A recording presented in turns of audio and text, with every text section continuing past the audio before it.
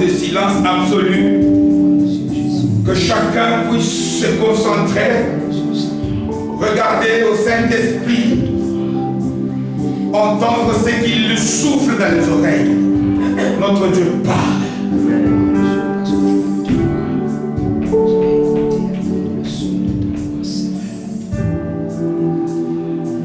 Il est écrit, nous l'avons lu, que ceux qui ont les oreilles entendent ce que l'Esprit dit. Tends tes oreilles. Écoute la voix douce du Saint-Esprit qui te parle. Il te dit des choses. Il te révèle des mystères.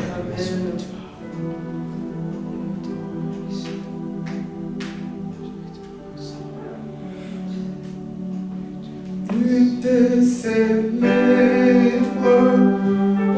Je me prosterne, je veux proclamer ta majesté. En toi tout est grâce, tout est admirable. Que tu es si grand et bon pour moi. C'est vrai quand tu l'écoutes, Seigneur. Parce que dans le livre d'Ésaïe, tu l'as écrit. Tu dis, venez. Venez acheter, venez recevoir chez moi. Même ceux qui sont dépourvus de toutes choses. Parce que tout est grâce. Tout est faveur, Seigneur. Ton amour envers nous est une faveur. Le souffle de vie, ce dimanche, est une faveur. Seigneur, être en ces lieux, dans ta sainte présence, c'est une faveur. Seigneur, nous ne savons pas en quel terme faut-il te montrer notre gratitude, notre reconnaissance. Tu es tout pour nous. Et surtout, notre bonheur, c'est que tu es omniscient. Tu sais toutes choses par toi-même. Tu sais lire les sentiments cachés dans le cœur de chacun ici. Ici est un jour nouveau, Seigneur, comme dit ta parole. Ici est un dimanche nouveau. Ici est un culte nouveau. Mais qui soit pour nous un sujet de joie et de la grâce. Nous voulons voir, Seigneur, vivre dans la joie qui vient du Seigneur. Nous voulons expérimenter encore, Seigneur, combien tu es un Dieu parfait, un Dieu merveilleux, un Dieu glorieux, un Dieu tout-puissant. Merci. Merci, notre Père. Nous t'avons loué, Seigneur. Nous t'avons adoré. Nous t'avons magnifié. Quelle grâce que maintenant nous allons entendre le son de ta voix. Alors parle à ton peuple, Seigneur. Nous te disons, nous écoutons, Seigneur. Tout à nous est tourné vers toi. C'est toi le maître. Nous voulons faire silence, que seule ta voix soit audible. Gloire à ton nom, Jésus. Honneur à ton nom, Jésus. Et qu'il est toi, c'est toi pour toi.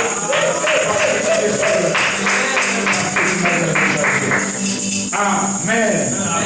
Amen, amen. Amen. Que Dieu soit loué. Nous bénissons notre Dieu pour le groupe musical. Et je bénis aussi Dieu pour la présence de chacun d'entre nous ici présent. Amen. Nous bénissons aussi ceux de nôtres qui sont sur les réseaux, en direct, et ceux qui auront aussi la grâce de Dieu pour écouter cette parole en différé. En tout cas, que notre Dieu nous fasse du bien. Nous allons, comme je l'avais annoncé le dimanche passé, continuer ce message que le Saint-Esprit m'a mis à cœur. Ce message Très important.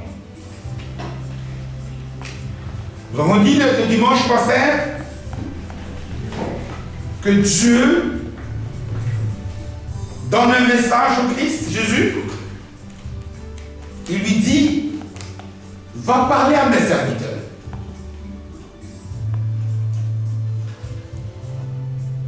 Et Jésus envoie un ange qui vient trouver l'apôtre Jean là où il était. Et dans la vision, il lui montre des tas de choses. Les choses qui vont se passer dans les temps, c'est une prophétie. Notamment dans la fin des temps. Il y a des mises en garde. Mais il y a aussi de bonnes choses qu'il annonce. Amen. Amen. Il dit aux vainqueurs, à ceux qui vont faire partie du lot des victorieux, ils auront des couronnes. Ils vivront dans la félicité avec Dieu. Et dans cette prophétie, il lui donne un message pour cette église. Il y en avait beaucoup à l'époque.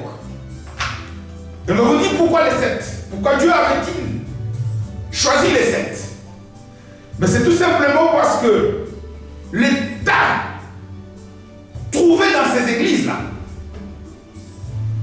la situation que vivaient ces églises, était comme une sorte d'image des étapes par lesquelles toute église ou tout serviteur de Dieu doit passer. Il dit, regarde notamment, il y a une situation par exemple qu'on vit dans l'église d'Éphèse. Il reçoit un message.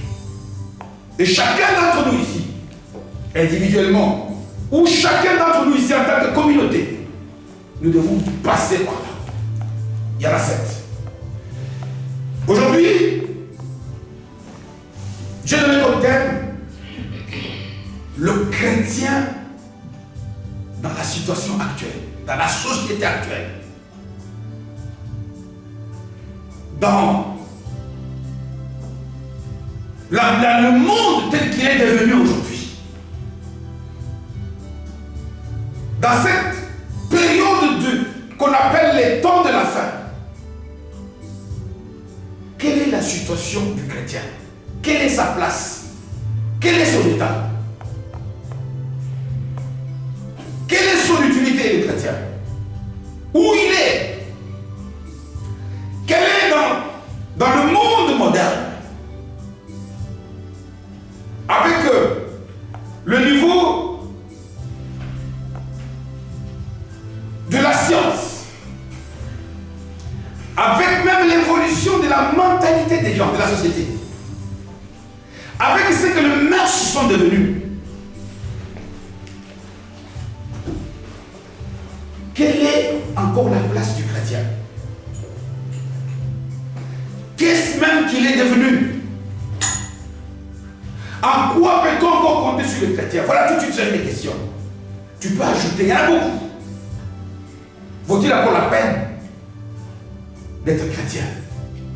Qui est même chrétien encore qui ne l'est pas? Parce qu'on trouve des pays, on appelle le pays chrétien. On trouve des gens, des partis politiques chrétiens. Qu'est-ce que la chrétienté est aujourd'hui dans cette société moderne? Nous allons essayer de répondre à toutes ces questions en appliquant par la situation qui était dans une des églises. L'église la toute dernière, je l'avais annoncé le dimanche. L'église de la société de Laodicée. L'église qui est comme deux couteaux, le clone de l'état actuel de la société. L'église qui est parmi les 7 à comparer à ce que l'église de notre époque est devenue. Nous allons voir que entre l'église de l'époque de la période apostolique, voire même l'église qu'avait bâti le Christ lui-même. L'église, il y a beaucoup de choses à dire. Mais avant toute chose, alors j'aimerais que nous puissions alors tourner la Bible, lire alors dans le livre d'Apocalypse, cette fois-ci au chapitre 3e. Apocalypse, chapitre 3e, mais nous lisons à partir du 14e verset. Le chrétien dans la société moderne, dans la société actuelle, l'église, les serviteurs de Dieu, les enfants de Dieu,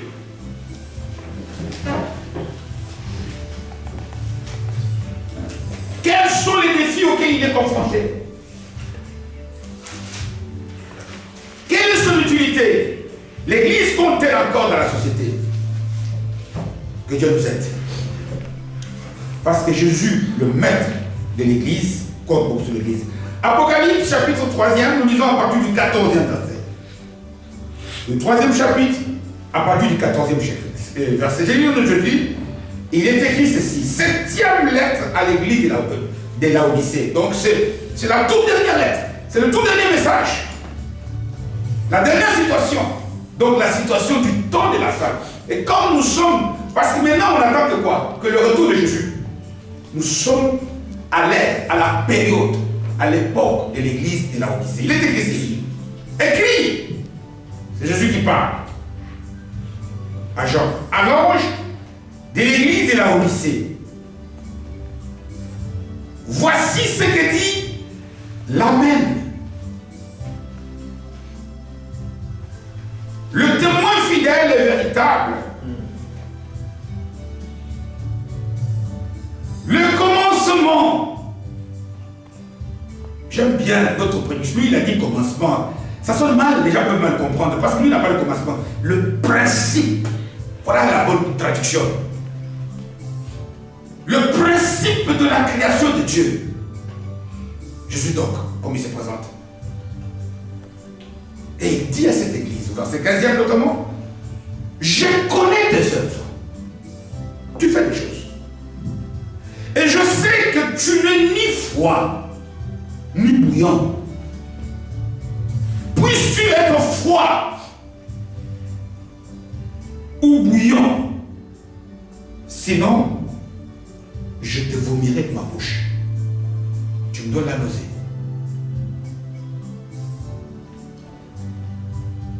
Parce que tu te dis, je suis riche. Vous voyez où est-ce que la richesse? La richesse, ce n'est pas que l'argent. On peut être riche à beaucoup de choses. Trop de santé peut rendre quelqu'un ni chaud ni froid. Parce que tu te dis, je suis riche. Je me suis enrichi. Je n'ai point besoin de rien. Et parce que tu ne sais pas que tu es malheureux, misérable, pauvre, aveugle et nu, je te conseille, heureusement, je te conseille d'acheter de moi de l'or éprouvé par le vœu, afin que tu deviennes riche, donc véritablement riche selon moi, et des vêtements blancs selon moi, afin que tu sois vêtu et que la honte de ta nudité ne paraisse pas. Et un collier pour oindre tes yeux, afin que tu vois.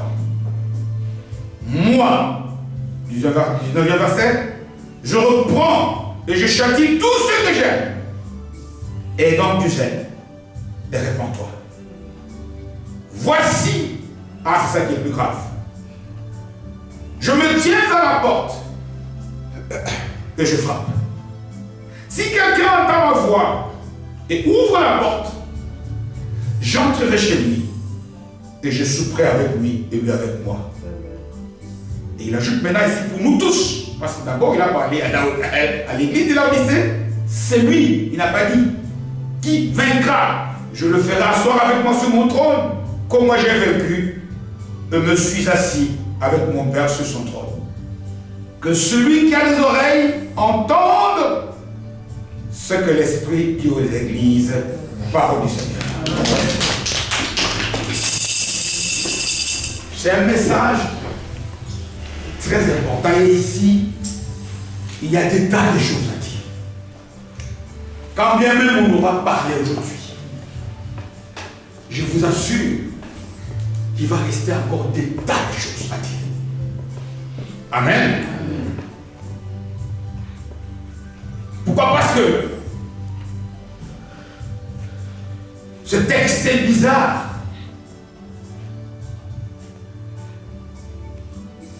Jésus dit, écrit aux 7 églises. À l'Odyssée, il y avait une église. Quand il y avait une église, ça voudrait dire qu'ils avaient une salle, qu'ils avaient 1 ou 2 pasteurs, qu'ils venaient au culte, qu'ils priaient, qu'ils faisaient des tas de choses. Parce qu'il dit, je connais ton œuvre. Et je l'aime peut-être. Il donnait la dîme, il donnait les offrandes. Mais Jésus est où? Jésus est dehors. Amen. Il est à la porte. Parce que quand on dit que quand quelqu'un frappe à la porte, il est à l'intérieur. Si tu es à l'intérieur, tu ne peux pas frapper à la porte. On te dit que tu es devenu fou. C'est lui qui frappe à la porte, c'est lui qui est dehors. Il y a aujourd'hui, il peut y avoir une église qui a des œuvres, une super organisation, de belles comptabilités, une situation financière extraordinaire, la chorale la meilleure, des voix angéliques, mais qui donne la nausée à Jésus. Mais qui donne, lorsque le Seigneur regarde, il a envie de vomir. Parce que quand il dit je te vomirai, c'est que tu n'as jamais vu la plupart d'entre nous ici. Il peut y avoir quelqu'un, on est à l'église comme ça.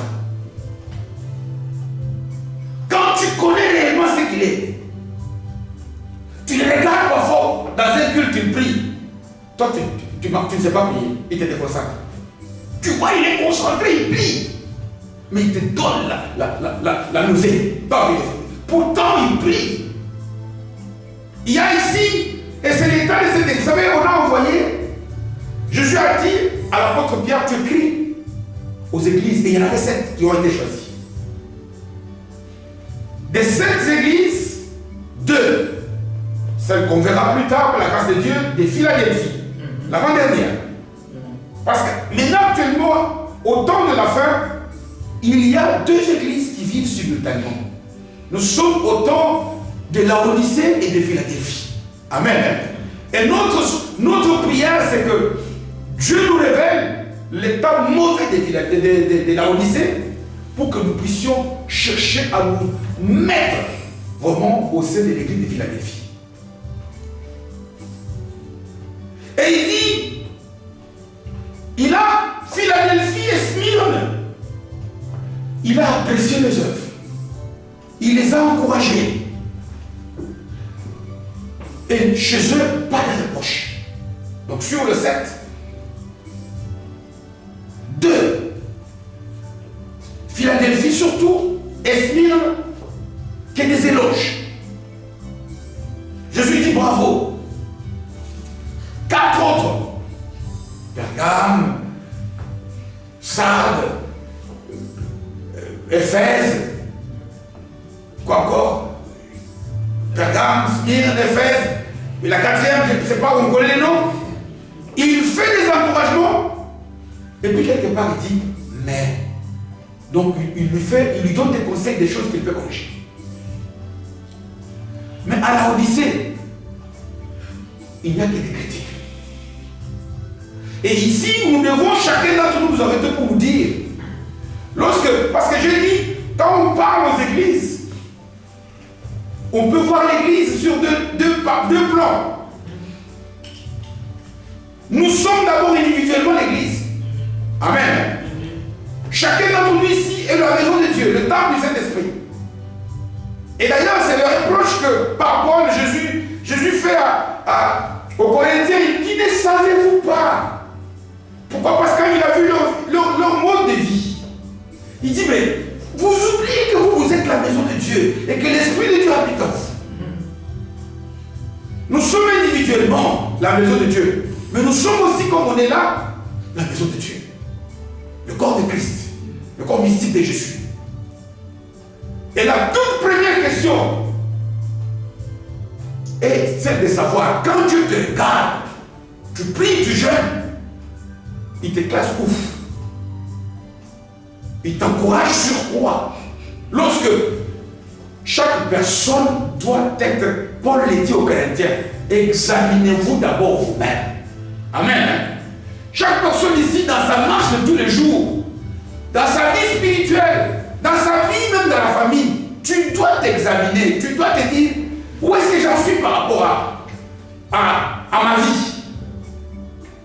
Parce qu'avant que les gens puissent te dire les choses à faire, tu dois d'abord te connaître toi-même. Connaître toi-même. C'est la question qu'on a posée le dimanche passé. Nous devons nous examiner. Nous devons être capables, parce que vous savez, la parole de Dieu qualifie le chrétien de l'ambassadeur de Christ. Nous sommes, Paul dit, quand Paul dit, imitez-moi, soyez les imitateurs. Qu'est-ce qu'il veut dire en français simple? C'est qu'au lieu de lire des versets, regardez-moi la manière, moi, de vivre. Vous allez comprendre la révélation de ce qu'est Dieu. Attendez. Donc, le mode de vie de cet homme était devenu des versets bibliques. Or, quand on regarde aujourd'hui, que ce soit aux assemblées d'une manière générale, que ce soit aux assemblées d'une manière individuelle, qu'est-ce que les gens disent de nous? Y a-t-il que des critiques, comme ici? Ou y a-t-il aussi, on dit oui, quand même, par rapport à ça? Je nous ai toujours dit, tu ne peux pas dire une qualité, c'est pas quand tu dis au Dieu, à Dieu, mon Dieu, je viens tous les dimanches au culte. Ça n'est pas ça. On vient au culte, pas pour Dieu, on vient au culte pour nous. Amen. On ne veut pas, quand on prie, c'est pas pour Dieu. Quand on prie, c'est pour nous. Il a beau regarder ce que toi tu dois tes prières, tu verras que la prière, c'est d'abord pour nous-mêmes. Quand on jeûne, c'est pour nous, c'est pas pour Dieu. Dieu, j'aime beaucoup jeûner, mais ça, c'est pour toi. Qu'est-ce qu'elle est? Quel éloge Dieu, en te regardant, est capable de dire, tu dois les savoir toi-même. Amen. Tu dois les savoir pourquoi? Parce que la plupart des temps où on le voit, quand on regarde, je prie, je fais des choses, je fais ceci, je fais cela, ça nous met dans la situation de la Odyssée, c'est-à-dire dans une illusion terrible. Regardez ces gens, eux, parce qu'ils voyaient tout ce qu'ils avaient d'une manière matérielle. Parce qu'ils voyaient tout ce qu'ils avaient, une bonne organisation. On ne sait pas peut-être que, pourquoi? Parce que d'abord la Odyssée était une grande cité, qu'ils étaient populaires dans une grande ville. Eh bien, ils ont commencé à se dire, je suis riche. Tu sais, dire riche, il ne suffit pas de le dire comme ça. Amen. Quelqu'un peut venir ici, on a bien dit, mais dit, oh, ces gens-là, je n'ai pas plu. Parce qu'eux, ils ne sont que dans le matériel. Amen. Ils sont que dans le naturel. Ils sont, parce que dire que je suis riche, je n'ai besoin de personne. Ça s'est traduit par un comportement qu'on appelle quoi? L'orgueil. Amen. Et l'orgueil précède quoi? La chute. Voilà pourquoi le verdict du Seigneur, il dit, mais vous êtes pauvres, vous êtes malheureux. Pourquoi? Parce que vous, ça c'est ce que vous dites. Vous savez, tu peux avoir des richesses, des tas de choses. Et toi, tu penses que ces choses-là, ça te donne de la valeur. Mais les gens, tu dégoûtes les gens. Amen. Tu peux avoir des situations, dans une situation, pour toi, tu penses que ça te dévalorise. Mais ça donne du dégoût aux gens. Ça, c'est la situation rencontrée dans cette vie. Quand on regarde aujourd'hui, je nous dis la vérité, quand on regarde à l'état de l'église, communauté même, assemblée, pour le ciel, c'est du dégoût. C'est du dégoût.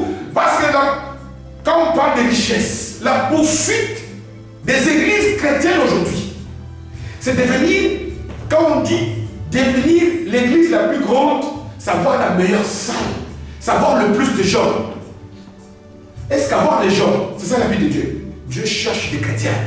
Amen. Si on est nombreux, mais luttons pour avoir beaucoup de chrétiens. Amen. Si aujourd'hui l'église, tu sais, il y a une réflexion parfois quand je regarde. Regardez la plupart des vidéos des assemblées chrétiennes aujourd'hui. La science a tellement dérouté l'église de Christ, à tel point qu'on a décoré des choses, et que dans une église, tout est noir, comme on a vu faire des cinémas. Il n'y a que des projecteurs sur le prédicateur. Quel est le message? Comment faut-il lire la Bible? Dans le noir. Ils lisent plus la Bible. C'est ça, mettre Jésus dehors. Amen. Jésus dehors quand on rejette la Bible. Jésus est dehors quand le focus est mis sur la beauté, sur le pasteur. Regardez, la plupart vont assister dans les réunions d'église aujourd'hui. Il y en a. C'est rare que tu trouves que l'idée, qu'est-ce qu'on peut faire pour que notre église plaise à Jésus? Non. Ça c'est peut-être mis dans les divers. Oui, on parle quand les gens sont déjà fatigués. Mais la réunion n'est pas trop durée. Mais comment est-ce qu'on peut avoir une salle en marbre? Vous savez, quand on veut construire une maison à Dieu, il dit, moi je ne peux pas habiter dans une maison faite de métal. Amen. Voilà même là une des raisons pour lesquelles même ce fameux temple a été détruit. Parce que Dieu, son palais c'est quoi? C'est le corps de l'homme. Parce qu'il a dit lui-même, il va en être l'architecte. Aujourd'hui, il y a peu d'éloges que Dieu peut faire aux églises aujourd'hui. Aujourd'hui, beaucoup d'églises vivent dans un rêve. Ils croient être ce qu'ils ne sont pas. Ils vivent une illusion terrible. Et ça, c'est très important. Ça, c'est très important pour que chacun d'entre nous, avec aujourd'hui, se pose la question. Voir. Quand Dieu me regarde, quand Dieu met sa caméra sur moi, qu'est-ce qu'il dit? Qu'est-ce qu'il dit? Parce que l'apôtre Paul lui-même dit, si celui à qui on a confié la trompette, c'est nous les chrétiens. Amen. Il donne, vous savez, lorsque vous allez dans un camp militaire, la plupart des gens ici n'ont pas encore été. Nous qui venons de chez nous, on a été. Le matin, on donne un instrument, la trompette ou le clairon. Quand le militaire de garde fait un son, ça transmet un message. On dit maintenant, il y a la guerre. Ou peut-être le chef de l'État, mais j'en sais rien. Et c'est ça la mission que Jésus a donnée à ses serviteurs. Il dit, maintenant quand celui qui doit sonner donne un son qui ne correspond pas au message, comment le peuple ira dire à la guerre? Amen. Amen. Voilà pourquoi aujourd'hui le peuple de Dieu est perdu. Parce que ceux qui doivent montrer la direction, eux-mêmes ils donnent le faux message. Aujourd'hui on trouve tout à l'église. Aujourd'hui on trouve tout. Toute la course, c'est plus pour prospérer dans des choses de la terre. Toute la course, c'est pour chercher à faire des choses dorénavant. Partout où nous sommes. Parce que quand je dis que l'église en tant qu'église, c'est partout où nous passons. Que nous puissions être des porteurs d'un message qui donne gloire à Jésus. Amen. Que nous puissions dans notre comportement, notre attitude, véhiculer. Parce qu'imaginez-vous, quand je parle de message, je ne parle pas de versets. Parce que quelqu'un dont le message de sa vie est faux, quand il ouvre sa bouche pour citer des versets, les gens insultent Jésus. Il dit, c'est là est-ce qu'il est capable de tenir la Bible? Où est la place de l'église, du chrétien dans cette société? Où est-ce que les chrétiens amènent le monde? On nous a installés sur cette terre. Jésus a dit avant de partir, soyez mes témoins. Faites de toute la terre mes disciples. Mais aujourd'hui, au lieu que nous on puisse influencer le monde, tout ce qui est dans le monde, c'est ça que nous sommes en train de copier. Amen. On croit qu'en plaçant juste le vocabulaire grec, ça change, ça devient spirituel. Concert chrétien, c'est quoi ça? Alors on peut commencer à dire cigarette chrétienne. Amen. Hein? On peut commencer à dire, nous sommes dans... Il croit qu'en disant une fête chrétienne, ça change. Qu'est-ce qu'aujourd'hui le monde est capable d'imiter? Parce que nous on imite beaucoup. On commence par faire ce qu'on peut danser. Amen. Hein? Mais quand un chrétien danse, on doit être capable de reconnaître un chrétien même dans sa manière de danser. Ce n'est pas danser comme les foyers. Il ne faut pas dire que ça, oh non, ma vie est où la loi. Non, c'est faux ça. Il y a aussi des danses qui peuvent être venues du diable, qu'il a mis. Nous devons, nous, dans notre manière de faire tout. Et l'Odyssée ici, à cause de ce que cette ville était dans la société de l'époque. Je vous dis qu'à l'époque, en Europe, il n'y avait pas tous ces pays qu'on connaît. La Belgique, la Hollande, la France, l'Allemagne, etc. La Belgique, enfin l'Europe était composée de grands empires. Et la plus grande partie de l'Europe, jusqu'en Asie mineure, la Turquie, ça s'appelait l'Empire romain. Quand on parle de l'Empire romain, ne confondons pas avec Rome. Amen. Amen. Il y avait l'Empire romain, où il y avait à la tête ceux qui ont, aux humanités, étudié les cours d'histoire, les rois, César et tout ça. Et dans cet empire, l'empire était subdivisé en régions. Et l'une de ces régions qu'on appelle la Phrygie, la capitale était l'Odyssée. Vous savez que la capitale d'un pays est souvent celle qui est la plus grande ville de ce pays. L'Odyssée qui était la capitale de la Phrygie, il y avait tout à l'Odyssée. C'était une ville très industrialisée. Il y avait beaucoup de banques à l'Odyssée. Il y avait une grande industrie développée. On y faisait des habits, des vêtements, une industrie textile. Et il y avait aussi même une faculté et une grande industrie de médecine. Voilà pourquoi on parle le collier, vous voyez parfois quand on a mal aux yeux, on nous donne des gouttes, comme ça que les ophtalmologues nous donnent des gouttes. C'est ça les colliers. Mais le fait que ces gens avaient amassé toutes ces richesses de la terre, le fait qu'ils ont vu cette abondance, ça les a rendus orgueilleux, qu'ils ont perdu la tête. Qu'au lieu de donner la parole, ils donnaient des traditions. Amen. Hein? Au lieu de donner la parole, ils sont devenus idolâtres. Regardez un peu aux églises aujourd'hui. Les gens parlent moins de Jésus quand ils parlent de leur assemblée que de leur pasteur. Amen. Oh non, notre pasteur, lui, il est comme ça. Mais ça, c'est le pasteur. Ça, c'est ton jugement. Tu connais le jugement de Jésus? L'église aujourd'hui, quand on parle de...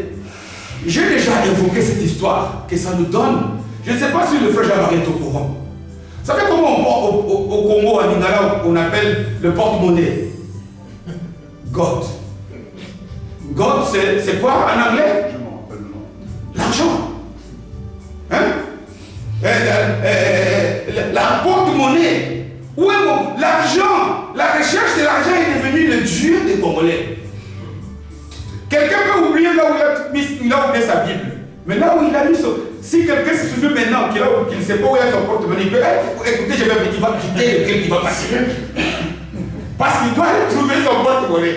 Ça va changer tout ce état d'esprit. Il va commencer, mais le pasteur ici, il va terminer quand je suis parti, je crois que je l'ai mis sur le lit. Et puis après, mais pourquoi?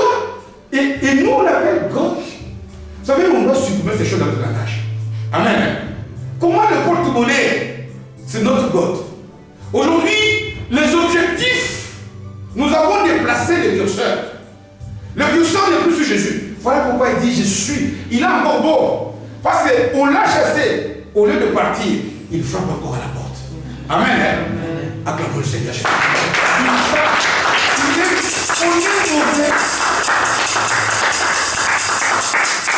On est méchant.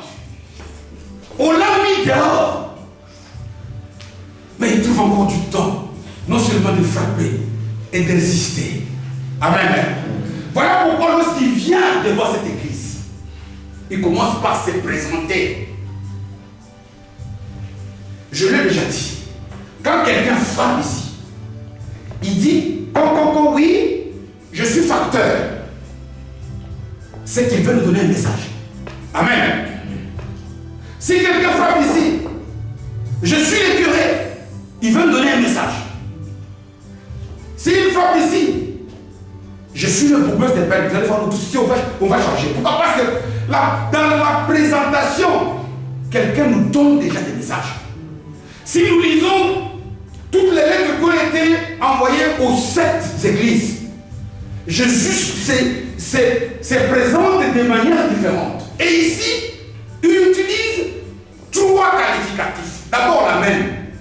L'amen qui a été rendu aujourd'hui un slogan vulgaire à l'église. Tu es beau, amen. Ton micro est bon, amen. Mais c'est pas. Est-ce que nous savons que l'amen c'est Jésus?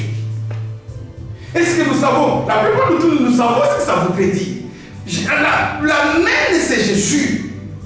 Le Dieu de la vérité. C'est-à-dire que lui, quand il dit des choses, les choses sont telles qu'il les dit là.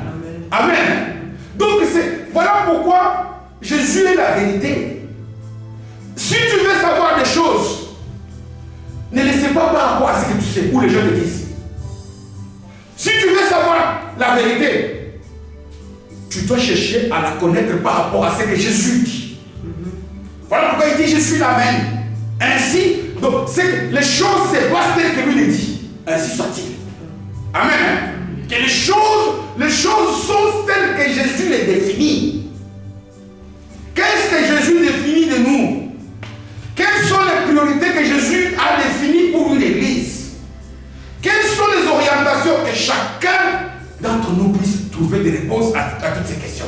Amen. Amen. Et puis il ajoute, pour dire que je suis quelqu'un qui est témoin fidèle et véritable. C'est-à-dire que moi je suis la seule personne à qui vous devez avoir confiance. C'est moi. Je suis digne de confiance.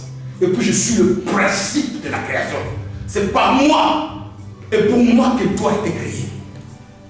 Genèse commence par dire Dieu dit. Voilà pourquoi je sais que le frère Daniel aime beaucoup. Et c'est la vérité.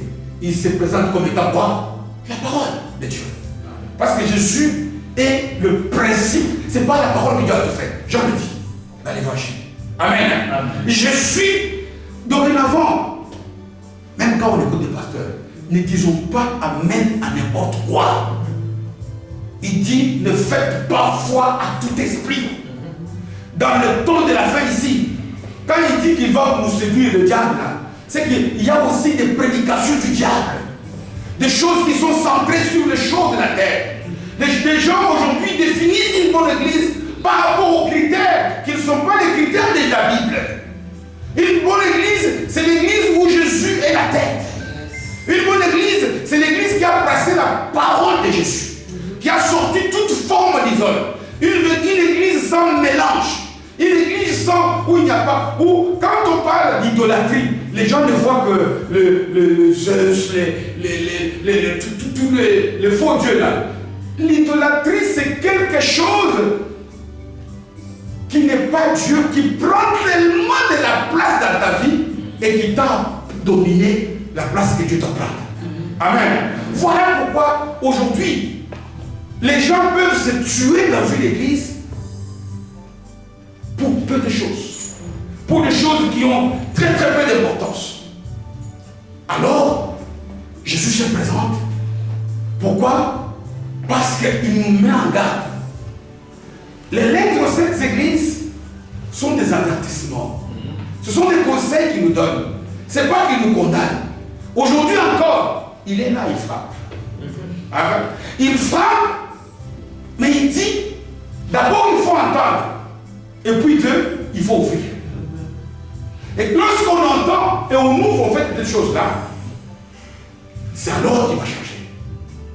Et pour définir le grand reproche que le Seigneur fait à cette église, quand il dit je vais vous vomir, la plupart des gens, ils disent, nous utilisons cette formule pour pour le sortir. C'est qu'on dit ça par logique, mais c'est pas ça.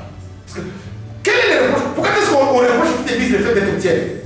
Pourquoi la tiédeur est une mauvaise chose? Pourquoi? Parce que je sais que nous, Congolais, on a remplacé ça. Oh, chrétien sauf souris. Quelle est comment dirais-je, la ressemblance qu'il y a entre la tiédeur? L'eau tiède est une eau tiède. Pour nous laver, on a besoin de l'eau tiède. L'eau tiède ne présente pas des avantages. Ici, Jésus utilise, c'est pas là que je veux terminer ce message. Je vous ai dit qu'il y a des tas de choses. Voilà, quand on peut encore reformuler ça autrement. Tellement c'est important. L'église doit. Il y a beaucoup de pièges. Aujourd'hui, même la technologie ici, c'est devenu un piège. La médecine est devenue un piège. L'histoire des Internet ici, c'est devenu un piège. Ça nous sort de la direction que les apôtres. Aujourd'hui, nous avons tendance à penser que s'il n'y a pas de micro, il n'y a pas de culte. Mais à l'époque, il n'y a pas de micro. Et ils ont eu des très bons cultes. Ces choses doivent être des aides pour mieux comprendre. Mais ça remplace petit à petit des choses originales. Aujourd'hui, le regard est fixé sur des choses qui petit à petit, mettent Jésus dehors. Combien aujourd'hui, sans les dire, en citant des versets, mais ce qu'on prêche aux gens sont des traditions et des fables. Des choses où aujourd'hui nous ne prêchons que les miracles. Je nous ai dit, lisons Matthieu 10e chapitre. Les miracles le 80% des miracles de Jésus à Capernaum ont été faits. En tout cas, c'était la Bible à Capernaum. Mais cette ville a été maudite. Et Jésus lui-même dira, si ce qu'on a fait chez toi, et aussi à Sidon, si ça avait été fait, où était l'autre, comment ça s'appelle? Sodome. À Sodome, cette ville serait repartie. Les miracles sont bons. Mais Jésus appelle ce sont des signes pour les païens. Ce sont des bonnes choses. Mais aujourd'hui, tout, même en regardant, même dans notre formulation de garde des messages, on veut piéger les gens. Cette clé pour devenir le plus grand. Alors là, tout le monde va aller. Et tu vas chercher où tu vas devenir grand dans la message, tu ne vois rien. Il va te dire, oh, tu fais ceci, oh. Les messages sont toujours un peu pour endormir les gens. Ou pour les fidéliser. La parole de Dieu, c'est toujours pour annoncer Jésus et son œuvre. Dire qui est Jésus. Qu'est-ce qu'il a fait pour nous. Et puis comment moi je peux devenir propriétaire de cette œuvre. On doit prêcher Jésus ressuscité et assis dans la gloire à la droite du Père. Pas prêcher les Jésus sur la croix, ça n'existe plus. Pas Jésus, pas prêcher les hommes, pas prêcher les traditions humaines. Et c'est ça qu'on aime. Parfois il suffit, des gens comme ça ils sont tellement malins. Il va mettre dessus de très bons exemples. Et les gens aiment bien écouter quand on raconte. Si je commence à dire ici, vous savez, j'ai vécu, tout le monde même celui qui dormait. Tellement on aime les histoires. Et c'est comme ça que le diable peut nous avoir. Oui, on peut donner des témoignages. On peut raconter des choses. Mais tout doit être pour annoncer qui? Le roi des rois. Amen. Et c'est ce qu'il a annoncé. Alors, pourquoi? Pour terminer le message, il y a cette critique d'être tiède. Mais c'est tout simplement pourquoi? Parce que la ville était industrielle, avait beaucoup d'argent. Mais cette ville avait un problème d'approvisionnement en eau. Il n'y avait pas d'eau potable dans cette ville. Et la ville était située entre deux autres villes. La ville de Colosses et la ville de Hiérapolis.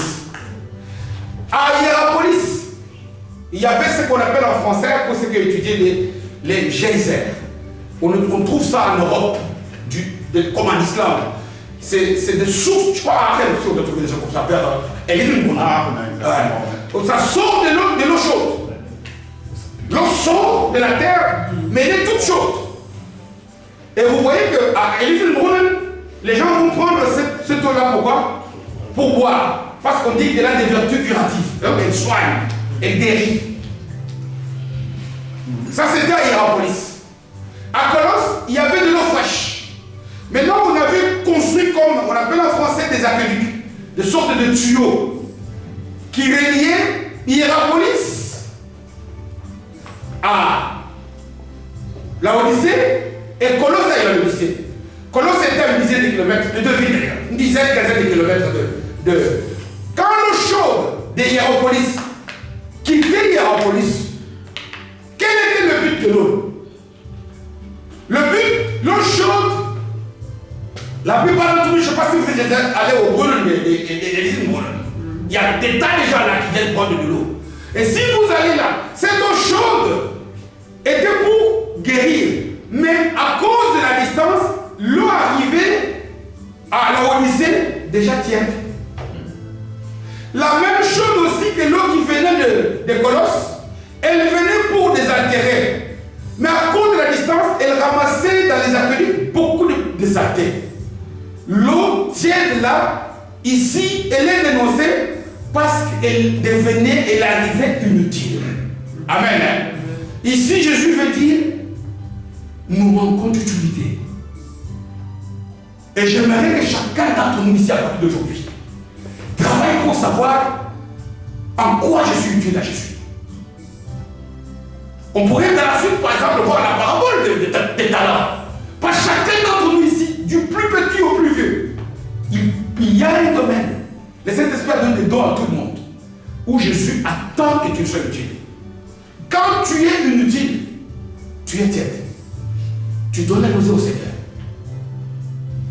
Jésus a dit, Matthieu 5e chapitre, ça c'est dans son premier discours, le sermon sur la montagne. À partir, je pense, de cette 13e, il dit, nous sommes la lumière du monde. Et d'ailleurs, cette tradition aussi, c'est vous qui êtes la lumière du monde. C'est-à-dire que ça nous démontrer. Quand on dit vous êtes la lumière, vous êtes la terre, c'est pas bien traduit. Quand nous lisons dans les textes originaux, il met l'emphase sur nous. Il dit c'est vous. Pourquoi? Parce que les gens regardent. Aujourd'hui, nous sommes en train de... C'est vous qui êtes la lumière du monde. C'est vous qui êtes les seuls de la terre. C'est nous qui devons être des montagnes. La ville sur la montagne.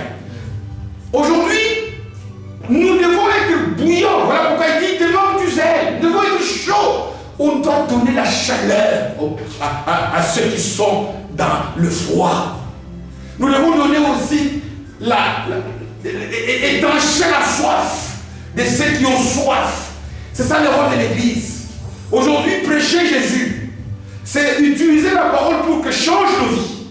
Pour que lorsque je suis quelque part, je donne ceux qui crèvent de froid l'hiver, l'évangile de Jésus leur donne de la vie. Ici, quand on parle d'eau tiède, l'insistance est mise sur l'utilité. L'utilité que chacun d'entre nous ici, tu sais qu'on peut faire des choses. Sur ma salle, Dieu te bénisse. On commence toujours quelque part. Vous savez, nous le vieux chrétien, parfois, quand quelqu'un passe la plupart des choses qu'on cherche, c'est quoi? Qu'est-ce qui n'a pas marché? On est les spécialistes pour des critiques. Mais on n'est pas spécialiste pour encourager. Que chacun, ici je ne dis pas que tout le monde doit devenir modérateur. Non. Que chacun, ce qu'on reproche à cet homme-là, à grâce de Dieu, le jour où on verra, ce n'est pas le fait qu'il avait enterré. Non. Jésus dit, serviteur comment? Inutile. Il manque d'utilité. Quand tu n'es pas utile, tu es comme l'eau de la Odyssée. Et cette eau de la Odyssée était tellement sale, elle ne pouvait pas guérir, à tel point que quand on la prenait, on avait envie de vomir. Voilà pourquoi Jésus dit, je vais te vomir. Parce que tu es dans cette ville. Tous les avantages matériels qu'on t'ont donné, la vie dans laquelle tu vis, t'ont rendu inutile. Nous devons travailler.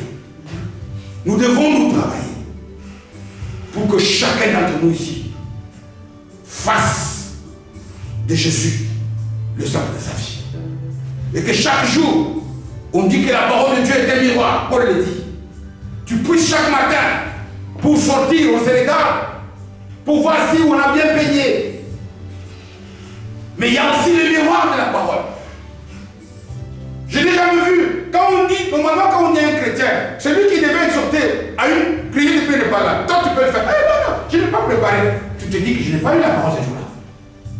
Parce que si tu avais lu quelque chose, on va commencer à faire des gens comme ça pour voir ce qu'il y a par la Bible. Amen. Si tu as lu quelque chose, comment dis-nous ce que tu as lu. On ne me l'avait pas dit. C'est que tu as été péché, nous ai toujours aussi dit, je répète, cette histoire, quelqu'un, parce qu'on appelle la Bible comment? La parole de qui? De Dieu. Quand on ouvre la Bible, c'est qui parle? Quand on ferme la Bible, on dit à Dieu quoi? Ferme ta bouche, que Dieu baisse ta parole. Si nous allons prier, c'est pas que